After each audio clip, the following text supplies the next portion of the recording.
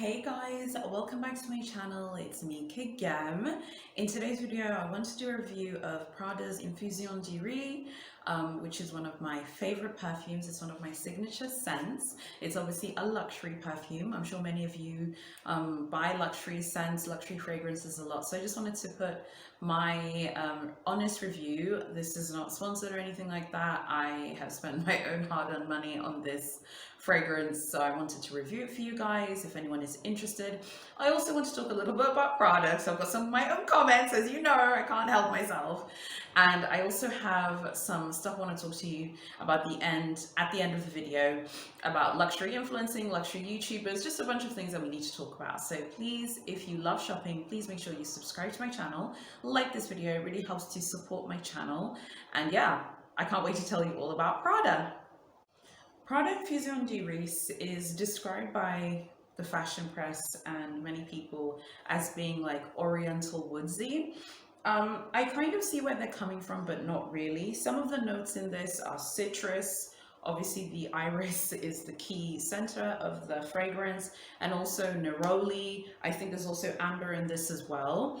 This one is the 50 millimeter version. I bought this at Edgar's in South Africa. Edgar's is a massive department store in South Africa with tons of luxury brands there.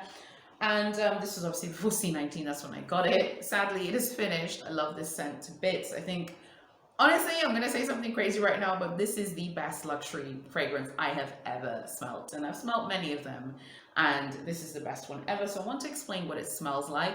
I think sometimes in these fragrance videos, it can be hard to convey exactly what a fragrance smells like because scents smell differently on different people as well. The best way to describe this is like, imagine you're sitting in your garden, okay, in your country villa, and it's like a sort of breezy, you know, like morning. Let's say it's like 11 o'clock in the morning. You're watching your clothes being dried in the sun, and it's just breezy and warm, and everything smells fresh, almost floral but musky at the same time.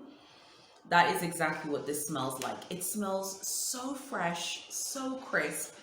It's just awesome, and I love this scent so much. And one reason why I love this scent is because it's very wearable, like from day to night.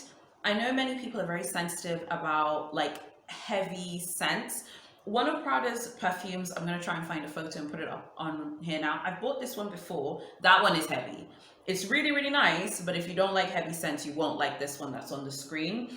This one is so fresh. Many people have said that this scent smells like fresh laundry, and it does. It has this really beautiful fresh laundry smell, but it also smells, it doesn't smell like surgical or clinical. It doesn't smell like you're in a hospital or like someone who's just like, you know, been washing their clothes all day. It just smells so crisp and it's so inviting. This is my #1 fragrance of all time. This actually launched in 2007. I remember that because when it launched, I remember it was in John Lewis, it was in Selfridges in the UK. I was actually just finished my bachelor's degree. I was about to go do my master's. And I remember constantly buying this when I was in the UK doing my MA. I was just always in John Lewis purchasing it. I'll make sure to link it in the description below for those of you who want to check it out. I would recommend you get this in the 200. There is a 200 milliliter option for this scent. I would recommend you get it in that. Barring that, get it in the 100 ml as well. This is so tiny. You will finish this quickly because this is such an everyday fragrance. It just smells, you smell so crisp and you smell so fresh and you smell clean, like you've just come out of a lake, and it's just beautiful. I love this scent so much. Now, Prada as a house, however, I've got my comments, okay? So first of all, let me focus on the great things I like about Prada. I absolutely love this fragrance. I can't speak highly of this fragrance. Any of you who are near a store, go to your department store if you are not locked down or anything. And if you've never smelled this before, smell this. Send me an email, send me a DM, or comment on my channel and tell me if it is the way I describe, because I think that this fragrance is just so perfect. I love Prada's scents. I don't love every single one of them. Like, I don't like candy. Sorry. but I do like most of them, and I think that they make high quality scents. And I do feel like Muccia definitely played a massive role in this. I think obviously they have perfumiers and things like that, but I do feel like this is very Muccia-esque. Like, it's just so definitive and unique. Love this fragrance. I also really like Prada's sunglasses. I think that they make great sunglasses. Not a huge fan of Prada's SLGs or their leather goods, to be honest with you. However, I will say that the reissue coming back into fashion and being so hot, so popular, has even shocked even me. I'm shocked to see the reissue so popular. I remember when that reissue bag came out in 2005, I was like, okay, like, in the early 2000s when it came out, I was like, I don't know about this bag.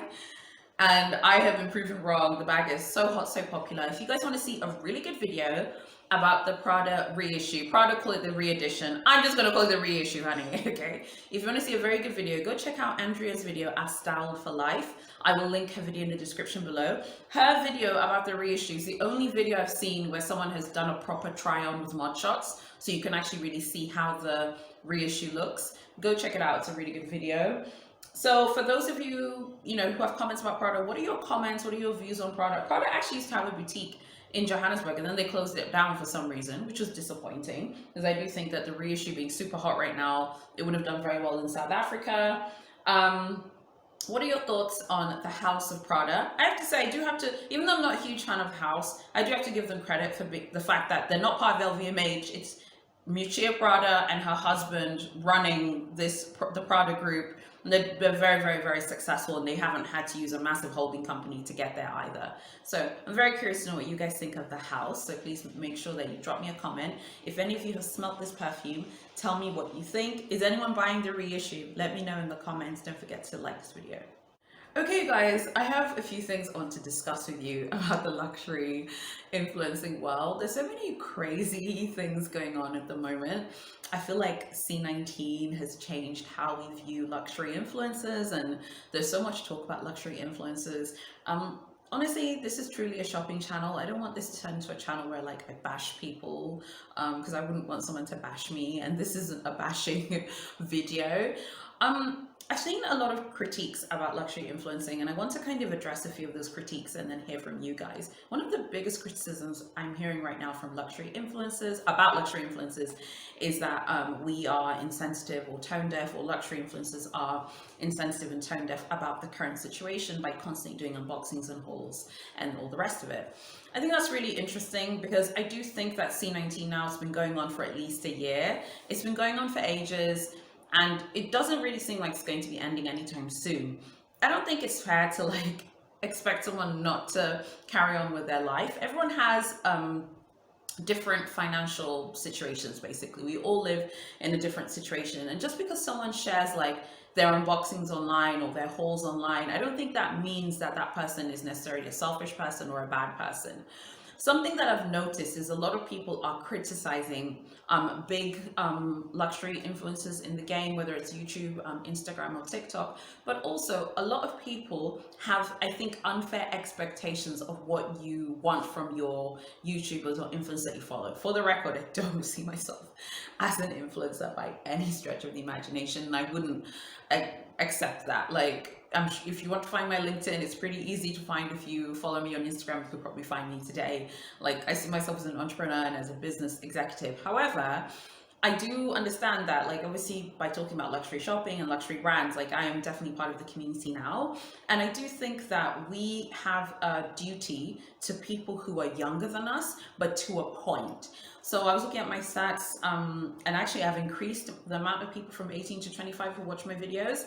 And I hope that they watch my videos, enjoy my videos, but also just understand that, like, this is someone living their life. You don't have to follow them, you don't have to be like them, and you definitely don't have to feel pressure to live up to their standards. I think a lot of people who watch luxury YouTube channels and follow luxury Instagram accounts have realized through C19 that luxury is not really that important in the grand scheme of the world. Your family is important, your health is important, okay? Your financial situation, your personal finances, those are important. So if you find yourself in a situation where maybe you used to follow lots of luxury YouTubers, you used to watch unboxings and hauls, but maybe you lost your job, or maybe you're struggling financially, take a break. You know, I'd feel sad losing you if you were watching my channel and then you stopped watching because maybe you didn't want to hear about luxury brands all the time. But I would respect you for doing what's right for you. And I think that's the problem that we have right now, is a lot of people, not all of you, I'm not critiquing all of you, but a lot of people who are watching luxury influencers want luxury influencers and luxury YouTubers to kind of be how they want them to be. I can only be myself. Someone who's doing unboxings can only be themselves. Most of the time when you make these videos, you make these videos because obviously you want people to watch them, but you do want people to view them and enjoy them and share them, and you want the videos to be successful. I would say most people who do luxury, just like luxury shopping videos, like part-time like me, I would say that, you know, at least for me, I do this because I enjoy it and because it's fun. The moment it doesn't feel fun, or the moment I couldn't afford to make these videos, I wouldn't make them. It's that simple. I don't think it's fair to want me to change my content because you feel uncomfortable because of the pandemic. I don't know if I think that's fair. I think that if you feel like things have become too excessive and too decadent, just take a break and step away and say, hey, do you know what?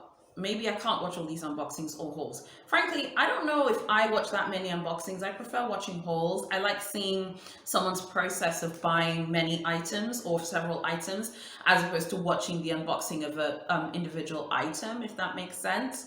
I prefer watching them, but I do watch unboxings as well. And I think the nature of YouTube is the channels that succeed and that do really well focus on like 1 to 2 things and do them very well. So even for me, I've noticed recently, for people who have like shopping channels, but fashion shopping channels where they do try on hauls, a lot of those channels I've noticed, like who do ASOS, Zara, River Island hauls and Mango hauls, I've noticed like a lot of them now want to do like luxury videos, but they're noticing that it's actually really hard to convert people who watch Zara hauls into watching a video about like, you know, an LV unboxing or an LV haul regularly. Those are very different people. And trust me, I watch both of them, honey. I don't mind because I love shopping, but not everyone who's shopping from Zara wants to buy, you know, a 1,800 pound handbag from YSL. Everyone has different limits to what they can afford. And many people don't want to watch videos about things that they cannot afford to purchase. But there are many people who do want to watch videos about things that they can afford to purchase. There's a huge growth in the amount of new luxury YouTubers and new luxury Instagrammers. As some of you know, who maybe watch some of my older videos, I am a digital marketing entrepreneur, and one of the business models I used to have a few years ago, I used to do a lot of influencer marketing. So I know a lot of people in the industry who work behind the scenes, even though I don't do influencer marketing work anymore. And one of the biggest trends from speaking to some of my industry friends before I made this video is we're going to see the death of the lifestyle YouTuber and the lifestyle influencer. If you've noticed something that's been happening with a lot of these sort of general lifestyle channels and a lot of lifestyle Instagram influencers, is that lifestyle channels now are actually really struggling because of lockdowns, because of being stuck at home. There's a lot of talk about how, oh, luxury people are struggling because they're stuck at home, they can't create content for us on a lot of these like forums and groups. That's not true at all. If you have a luxury channel and you're locked down, depending on your finances, you can make all kinds of videos, because luxury, it's like a physical product. A lot of the people that are like lifestyle YouTubers and lifestyle influencers, they're actually the ones that are in the industry right now. They're actually the ones that are struggling. They're actually the ones that are not getting the brand deals, and they're not doing as well as people who have a very dedicated niche. So as a general rule, anyone who's doing luxury influencing, that's a very specific niche. It's about luxury shopping and luxury brands. It's not about other things. I think that we need to understand why we watch people. So why do you follow people? Why do you watch them? If I'm watching your luxury videos, I'm not really sitting there thinking like, what is this person's political affiliation? What do they believe in? And all the rest of it. If you want to share that, I think that's fine, but that's not why I'm watching someone's video. And I don't look at influencers or YouTubers as you know, role models or anything like that. But I do think we have a responsibility to be appropriate. So I don't think it's insensitive or tone deaf for someone to post like hauls and luxury unboxings, because that is the scope of their channel. Enjoy these videos. They are luxuries. It's meant to be fun. I don't live like a very glamorous high-end lifestyle, and my business is quite grueling and quite tough. Like what I do for a living, digital marketing is not easy. Running a company, managing employees is not easy. So knowing that I can come on this channel and talk about beautiful things I want to buy, or do reviews about luxury perfumes that I love and that I've spent my own hard-earned money on, that's very fun and vibrant to me. I realize though that I'm lucky and I'm privileged. The fact that I live in Tanzania and I live a very comfortable, happy life, and I don't want for anything. I realize though that I'm lucky for that. And I do definitely do some charity with my husband. I also tithe, but I don't feel like I should have to prove that. I saw a comment on a channel, someone was saying to a luxury YouTuber, like, you're constantly shopping, buying things. Do you give to charity? Do you help homeless people? Do you do all this stuff? And my thing was, honey, okay, open your purse, okay? Make sure that you're giving a ton of money, and then we're gonna follow you. Because I hope you're not trying to check someone on YouTube, okay, for buying like luxury bags and telling them how to spend their money. Make sure you've emptied your account as well, okay? I'd love to know what you guys think about this whole luxury YouTubers being insensitive and all the rest of it. And tell me what you think. You know, at the end of the day, the proof is in the pudding, or should I say the proof is in the views. The views say it all. As much as people say, hey, you should make more like relatable content, let's learn more about you, the videos that people want to watch in luxury are luxury haul videos, luxury unboxing videos, and shopping vlogs. Those are the videos that get tons of views. And us as YouTubers or making content, we want to make videos that you want to watch. And that's really the bottom line. I'd love to know what you guys think. Please make sure you subscribe, like, and comment on this video. Even if you don't agree with me, let's talk about it nicely, like ladies in the comments, or like gentlemen. And yeah, I'll see you guys in my next video.